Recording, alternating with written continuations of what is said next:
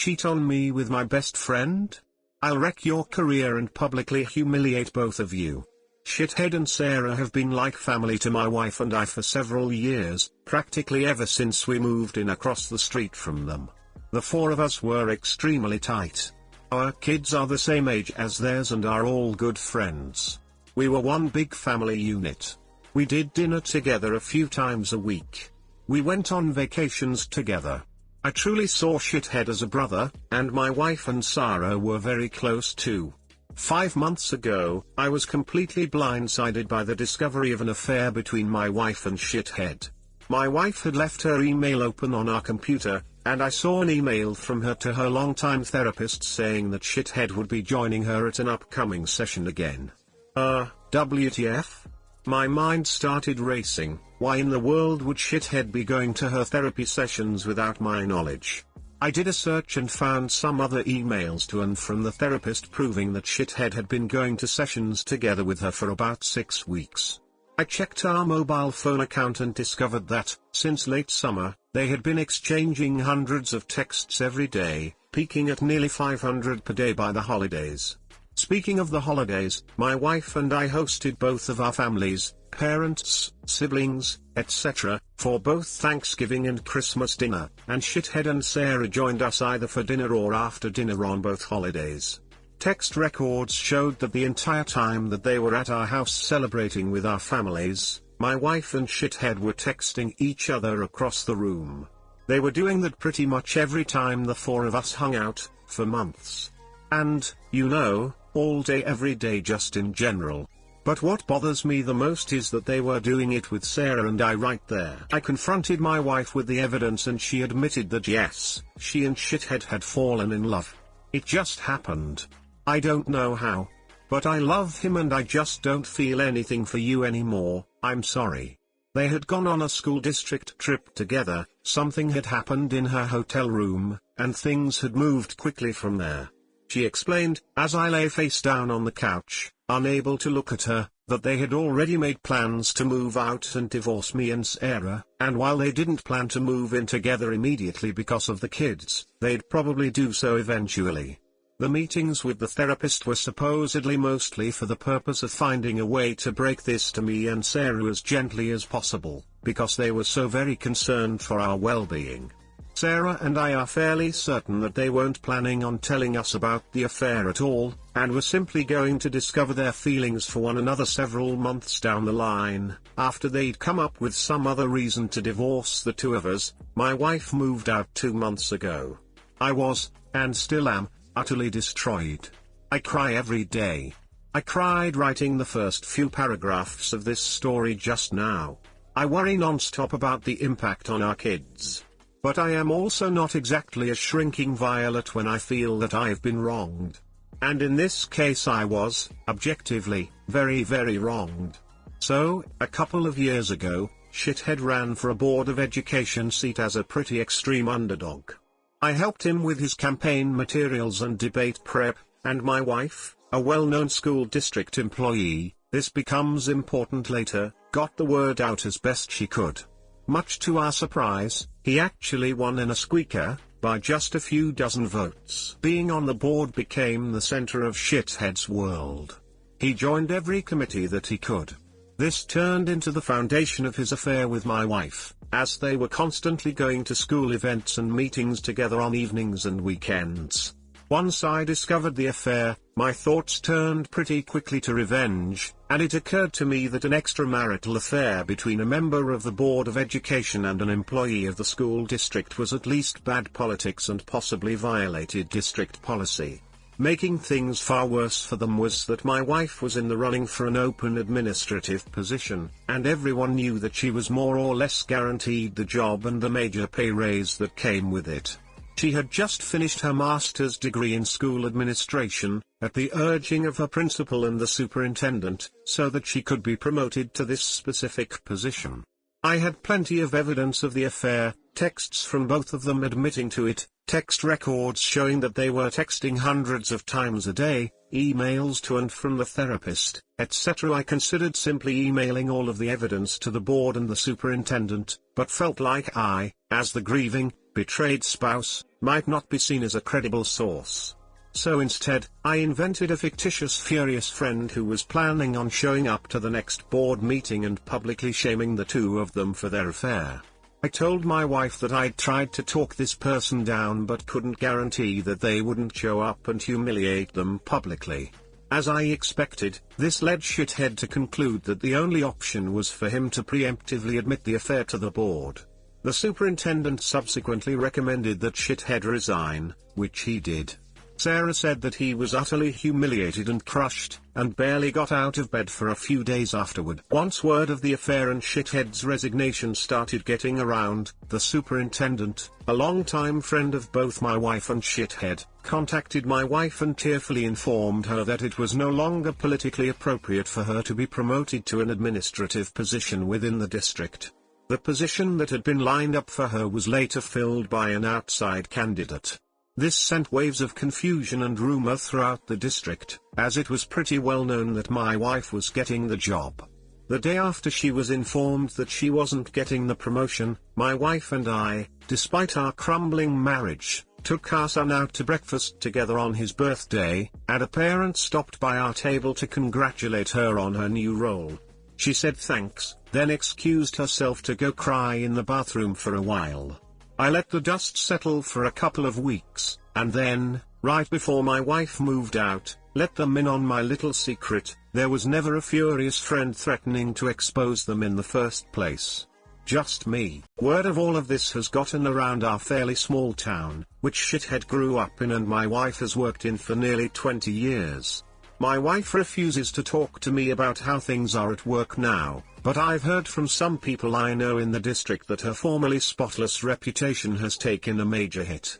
Shithead, formerly a gregarious social presence in our neighborhood and at events and pubs in town, has completely gone underground and barely emerges to mow his lawn. He's moving out soon, to a poopy little townhouse which is all he can afford due to all the child support he's going to have to pay his wife. My wife and Shithead claim that they plan on trying to make things work together, despite all the public humiliation. I wish them lots of luck with that.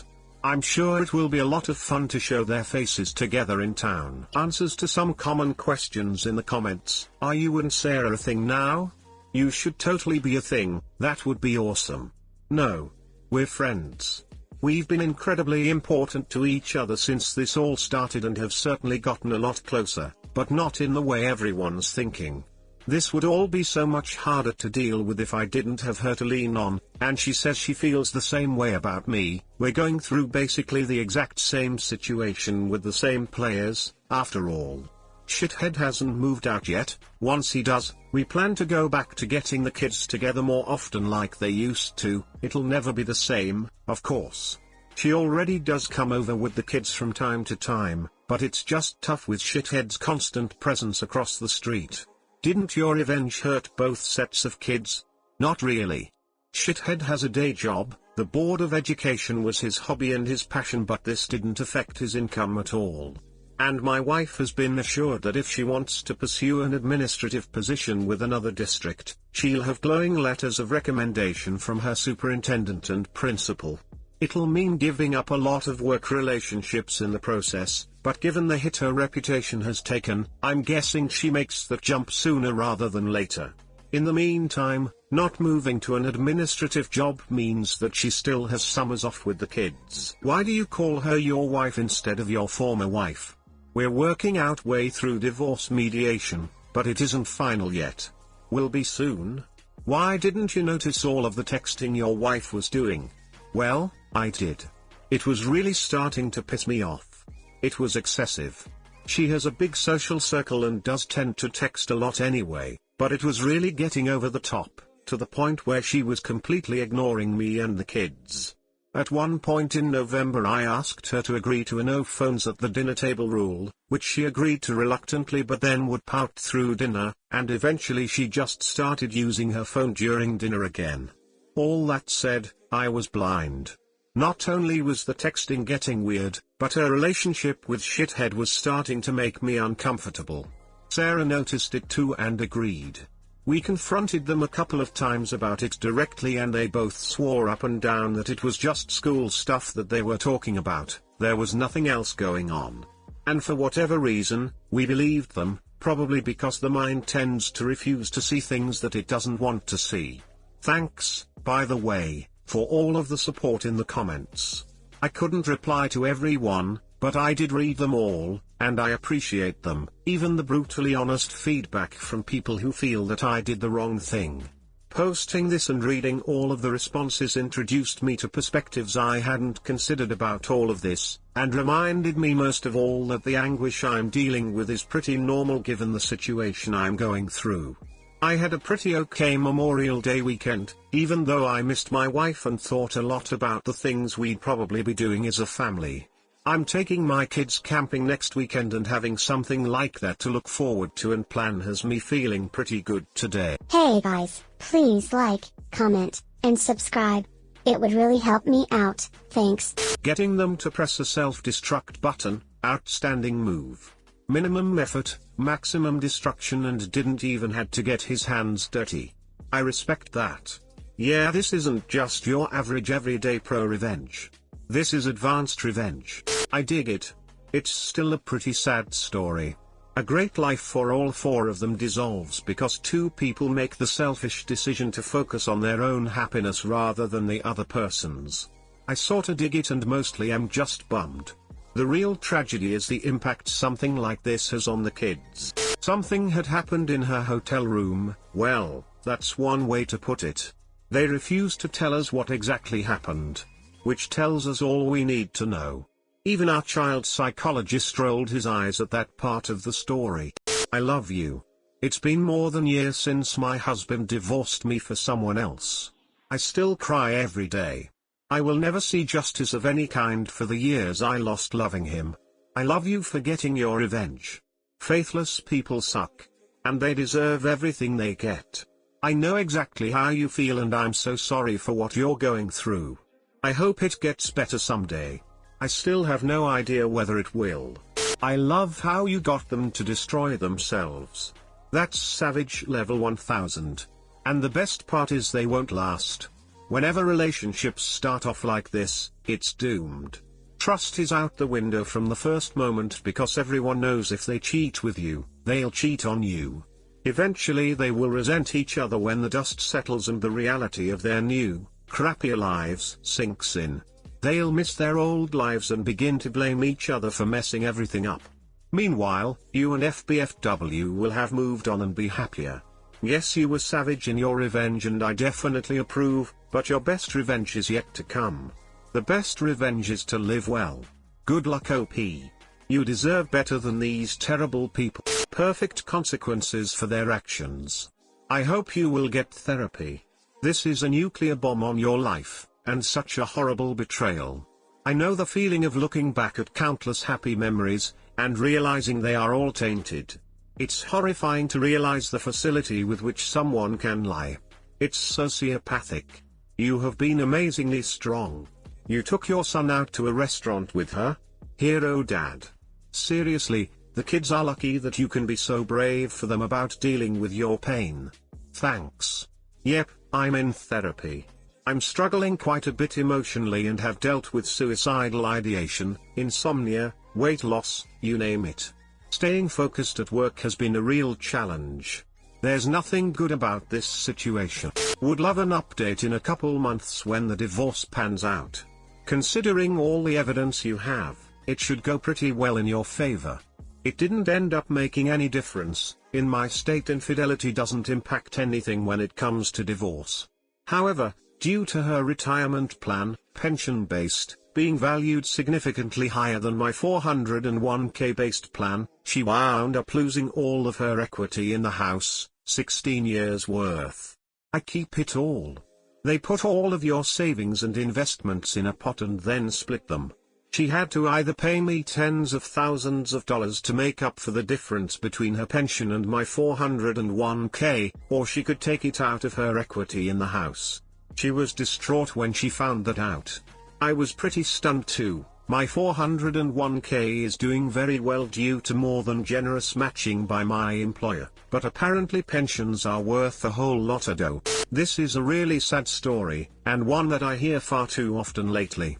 Always with everyone cheating on each other. I almost feel like I don't even know one normal relationship that is without one or both parties cheating on one another around me. I doubt I will ever want to be in a relationship if this is what I'm looking forward to. I hope you will manage to get through this, and I hope the kids will handle it well.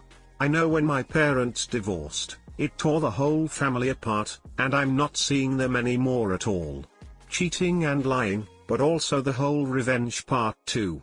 Love can turn into raging hatred so easily, and can ruin not just the lives of the one you previously loved, but the lives of the kids too. Off topic, but I ducking hate cheating and divorce. My soon-to-be ex-wife cheated on me and now I'm having to fight tooth and nail to avoid paying her alimony and child support, and I have custody the majority of the time. That's some bullpoop right there. I'd be losing it even worse if I had to pay child support. I mean, I get the revenge side, but damaging your wife's earnings will affect your income, so I'm scratching my head as to the logistical sanity of this. I honestly didn't think they'd deny her the promotion. I knew it would hurt her reputation, but I was surprised that the superintendent went that far. Yep, it cost me money, no doubt, but on balance I'm still glad that I did it.